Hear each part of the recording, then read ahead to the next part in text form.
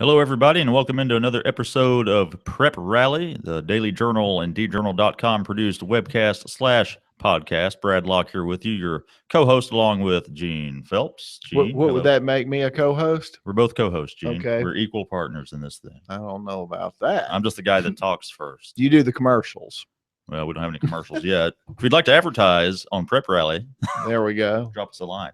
And by the way, if you're listening on the website, preprally.djournal.com, you can also check us out on iTunes or in your podcast app.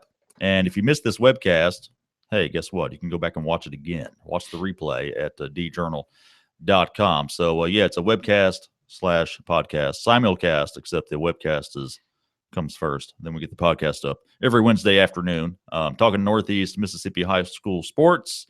Gene, we've got a lot to get to. A lot of basketball, which we'll get to in a moment.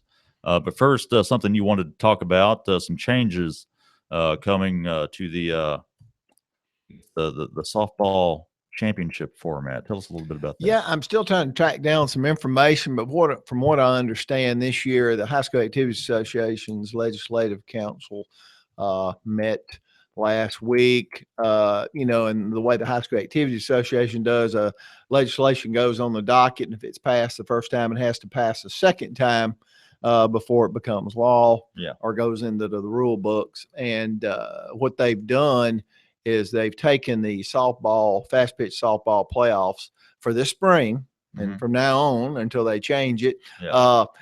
In the past, you've gone down there and you played one game on Friday, then played game 2 on Saturday and game 3, if needed, later in the day. And at the same time, you've got 3 to 4 championship games or playoff games all going on at one complex, kind of in a back-to-back type deal if you've ever been down there. And it's got to be heads up when you're out there watching with the foul ball coming from another ballpark. But that's kind of crazy.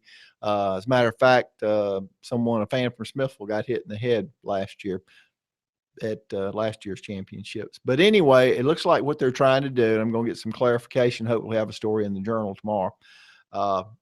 They will play one game at a time. And in other words, on Thursday, you'll play 6 games. Friday, you'll play 6. And Saturday, over how many, if you've got any game 3s.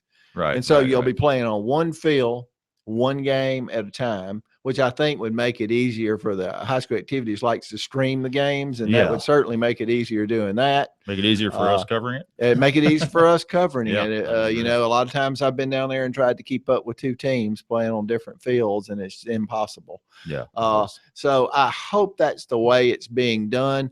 And I talked with one coach today who said that I think they're in their last year of the contract down there in Ridgeland. And where they have the 4 fields. And I think like the high school activities is done with other sports, they're looking at maybe moving to Mississippi State softball complex and maybe playing it, or maybe Ole Miss or Southern Misses, and doing the same thing that they do with some of the other sports, go with some of the college venues. That was told to me by a coach. I haven't talked with any high school activities association officials, but that sounds like something they would be looking at. And Mississippi State just opened their new softball complex or redone, and it's really nice. And I'm sure that'd be great for kids, great recruiting tool for the schools too. I'm sure they'd be happy to have, the state softball players down there. Okay. And something going on with track and field. Track and field. Hey, they've added, in a track meet, the 4x400 is always the last race. I had a coach at Hattiesburg, Jerry Smith, tell me one time, he was the track coach there, and he said, this is for horses. This is, and it's the mile relay is what they used to call it. Yeah. And you got 4 guys running 400-meter sprints, essentially. And it's usually where the last points come from, and it's always exciting. You've got 1 or 2 teams competing for the points and to watch that race, and it's probably the most exciting because it's the last event of the day. But now they're going to start the event this year at the state track meet with a 4x800. Okay. Actually, Tupelo experimented with it at the Daily Journal Relays a couple of years ago, but they didn't score it. Okay. Tupelo High did. And this year it will be an event. And so Tupelo High track coach Brian Jones said they would be putting together a team to run in some meets And so they'd have a team for the track meet. Now, what that does is it gives schools that have strong distance runners Yeah, an opportunity to score more points. that's good. And that's only fair.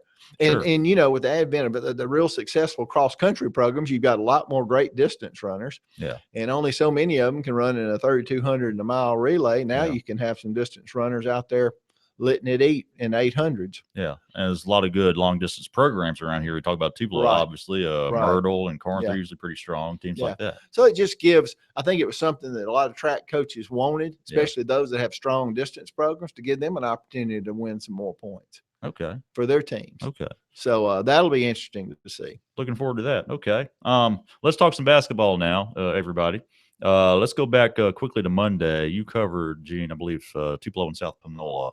That was the final division game in It 2-6A for was. Tupelo. So the both boys and girls won They did. and looked good doing it, I assume.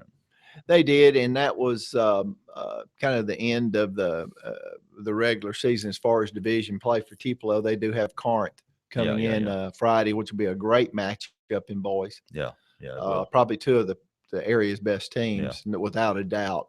And too bad David Wheeler will be covering that for us. Tupelo's more of his beat, but that's certainly one I'd like to see myself. But Tupelo goes into the division tournament next week at Hernando, and the Tupelo boys will play Hernando, a team that they split with this year, on Hernando's court in probably the 8:30 game, which won't start at 8:30. Right. So, but the thing is, in 6A, you've got 4 teams in the division. So if you lose on that first night, you get to come back and play in a put-out game because only 3 teams advance to the state tournament. Right.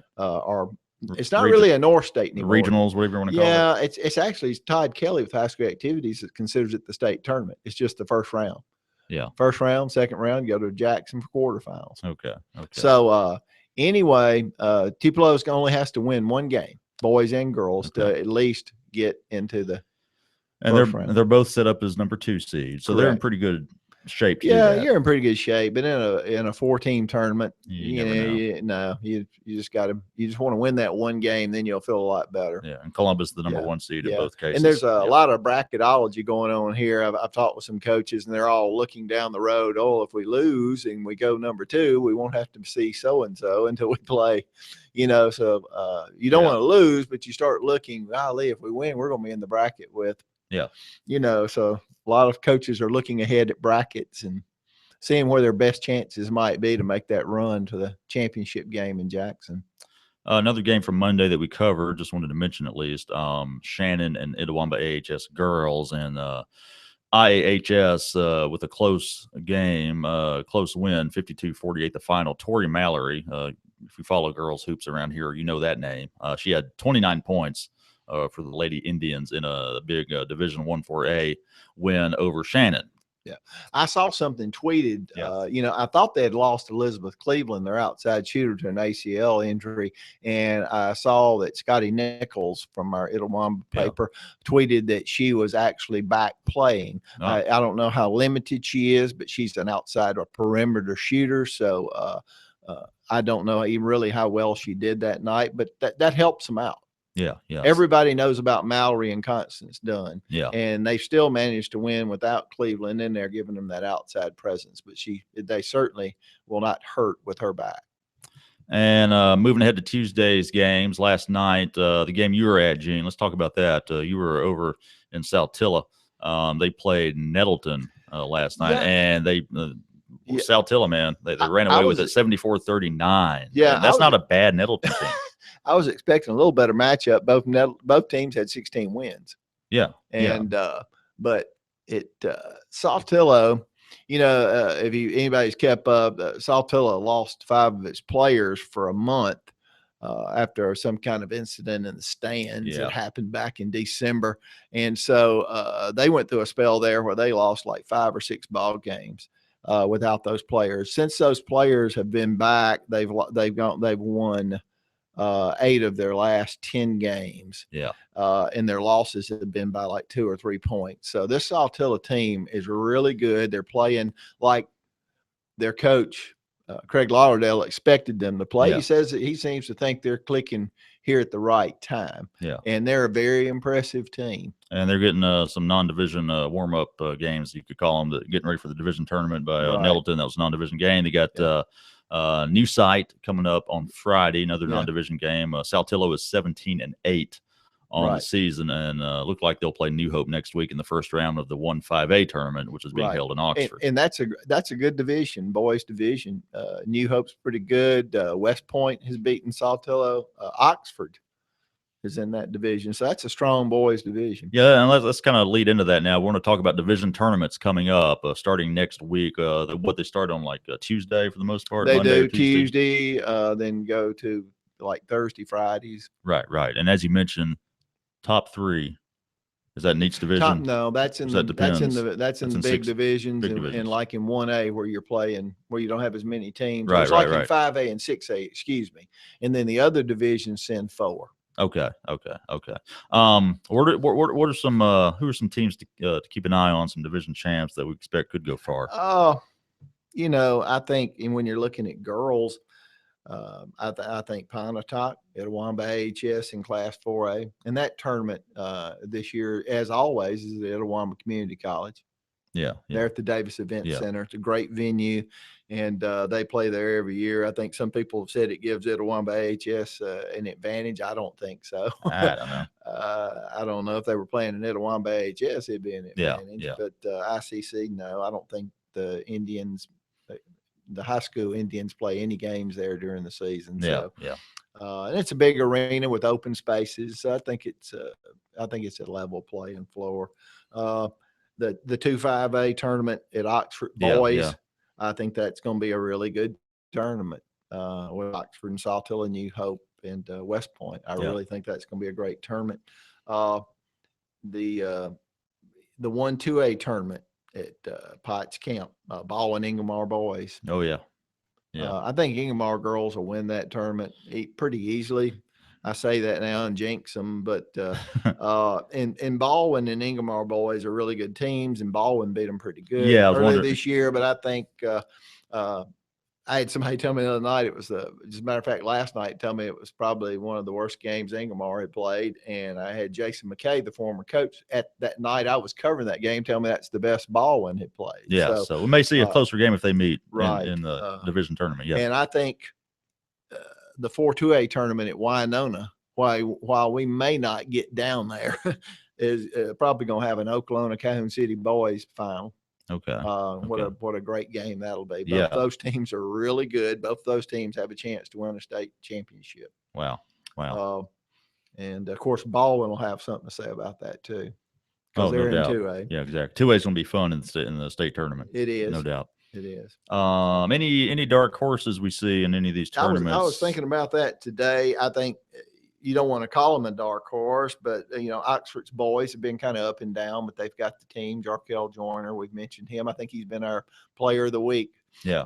Before that Oxford team could be a dark horse. I'm not going to name Saltillo a dark horse because I think Saltillo's got a shot at going far. Yeah. And I really do. New Sites boys. Yeah. Larry Johnson coaching there. They don't have any real superstars. They went to Pontotoc last night, and I think they lost by 4. Yeah, played them tough. Yeah, played them tough. And they played everybody tough. They'll play Saltillo this weekend. Yeah, they play Saltillo this weekend. I think you could see New Site in 3A. Yeah. Maybe surprise somebody. I really like them. And Shannon boys. Boy, one night you think they're going to play well and they get beat really bad. And then the next time they beat somebody you didn't think they could beat. And they've got a good team. They've got Rock Coleman, who's been there for, like forever playing. CJ Brim, Cedric Brim's son. Yep. I look for Shannon to make some noise in 4A. And I think we'd be remiss if we didn't mention 1-3A girls, which who knows who will win that tournament. That's such a deep division. I mean, maybe even a team like Kossuth can come out of that. Yeah, you'd like to say that it's going to be Boonville and New Site in the finals, or that's who you would pick if you were betting. But you've got Belmont, you've got Kossuth, Alcorn Central's. Yeah, I mean, so that's going to be a really good girls tournament. Yeah. Been a good division all season. Yeah, no doubt. So anyway, division tournaments firing up next week in the area, and that's going to be fun to cover. We'll have all kinds of coverage in the Daily Journal and at djournal.com for that. Let's quickly switch gears, Gene. Let's go recap the soccer state championships held this past weekend south of here. We had 4 teams in the finals. Only one of them came home with the state championship trophy. Amory boys, Lafayette girls, and South Pontotoc girls all lost in their games. Oxford girls, however, won a 5A title, their first ever state championship in soccer and in girls soccer. 2-1 win over West Harrison. Gene, you were at that match. I was that Oxford team. I got to see them in their last 2 matches of the season, and when they beat Saltillo to qualify to go down to state. And of course, I covered the championship match. They are loaded with young players. Yeah. It reminds me. I'm not going to say caliber of players or anything because it's hard to compare, but the Tupelo team from back in the mid 2000s with Hannah Weatherly, Hannah Kimbrough now. Yeah. And all those great players that won 3 of 4 state championships. This Oxford team is loaded with an 8th grader, Morgan O'Connor, who had the game-winning shot. Sure did. And they've got freshmen and sophomores, and they all contribute. They're all really good. So this, Oxford will be a team to watch in girls soccer. Yeah, Morgan O'Connor was going to ask you about her. Just an 8th grader, had the game-winning goal, had 27 goals on the year, school record. I mean, she's only an 8th grader. Yeah, you hear about an 8th grader, so you go and you watch, and then you see her play in 2 games, and you see how she plays, and the way she plays is like an experienced 3 or 4 year player. Yeah. And she's an 8th grader. And when you talk with her, she's down on herself when she can't score a goal early. And she feels like she's had this horrible game. And then she makes this great left-footed touch and puts it right in to give them a win late in that game. It looked like it was headed for overtime. And she's playing unconscious. And that's what happens when you got young players. They're just out there playing. Oh, yeah. They're not thinking. They're not worried about, we got to win, and I don't think pressure bothers her right now. Yeah. And very impressive and a really, really good player. So congrats to Oxford for winning the 5A state title there in girls soccer. All right, Gene, it's time for the athletes of the week. I've come up with a couple. And, if y'all ever want to nominate athletes of the week, please send us an email, preprally@journalinc.com. That's preprally@journalinc.com, or hit us up on Twitter at DJournalPreps. You're going to say something there, Gene? No, I see who you've got on there, and that's a good one. Yeah, let's go with our female athlete of the week. This one was pretty easy. Claire Golding of Tupelo Christian, also known as TCPS. Senior guard. Over her last 4 games, actually, I had 3 down here. I got to correct myself. Last 4 games, she's averaging 34 points a game. Let's break it down. Going back to Saturday. Okay, this is all in the past few days, in the past week. She had 44 points in a win over Thrasher on Saturday. She had 37 in a 10-point loss to Pine Grove. That's a good team, Pine Grove, on a Friday. Going back to Thursday, she had 37 against Thrasher, again, in a big win. And then just last night against Tremont, an overtime loss. She was held to only 18 points. Right. Claire, I've seen her play, and I know the first time I went to watch her play last season, after seeing her scores in the paper and things, I saw her play, and she didn't have a great night, but I was expecting to see a girl that just stood out and hit set shots and things like that. She can create her own shot. Yeah. She's a really good player. Yeah, she's a point guard, I believe, and has been a starter for several years now. But she's a really good goalkeeper, too, and she signed to play soccer at Mississippi College, so congratulations on that. Really, really nice young lady. Yeah. A good basketball player. I think she could play some ball somewhere, but I think she realizes her sport's soccer. Wow. She is small, and JUCO basketball today is so competitive, and there's so many great athletes and stuff. You better be just really super if you want to come in and be a scorer in that league. Well, she certainly can light it up. So Claire Golding of a TCPS, our female athlete of the week, 34 points a game over the last 4 games. Male athlete of the week, going to go with Ty Jones of Pontotoc. Gene, you've seen him play this year. I'm trying to remember. I have. Is he a guard or a forward? I'm trying to remember. He likes to do both. Okay. He's a big man. You know, his sister plays. Okay. What's her name? Latasia, I believe they call her Ty too. Oh, okay. She plays at Pontotoc. She's sophomore this year. Okay. And I think she's played since the 8th grade, and she's really a good player. And I probably butchered her name just then, but anyway, that's all right. Ty Jones is a good player. Boy, he can score 30. Sometimes I've seen him score 10. So it's we look at his last 2 games. He had 13 against Tishomingo County in a 74-59 win the other night, but last night 33 against New Site in that 64-60 win. Ty Jones, like you said, he'll drop 33 on you. And I wanted to add one kid too when I was thinking about it. And of course, it's a lot of times it's the people we cover. And I saw Tupelo's Trey Jenkins the other night put up 26. Yeah, he did. He had 4 3-pointers, and Jeff Norwood, the coach at Tupelo, says he's just really coming into his own. He's a hard worker. He's deserving of everything that he gets, and he's got the green light. And that's Jeff Norwood is I'm not going to say he runs a tight ship. Yes, that's it. That's what I wanted to say. And he's given this kid the green light, and he said he's earned it. Yeah, and he said he showed me that he can make the shots, and so he gets that opportunity. All right. So your athletes of the week there, again, Claire Golding of TCPS, Ty Jones of Pontotoc, and that's it for the show. Remember to follow us on Twitter at DJournalPreps. Follow me on Twitter at Brad Locke. Gene is on Twitter at Gene Phelps. Again, drop us a line, preprally@journalinc.com, and you can listen to us. If you're watching the webcast, you can listen to this, the audio version, the podcast, at preprally.djournal.com. Listen on iTunes or your podcast app. So that's it. We'll be back next Wednesday. Division tournaments we've gotten going, so we'll have plenty more basketball to talk about. So until then, for Gene Phelps, I'm Brad Locke. Y'all have a good one.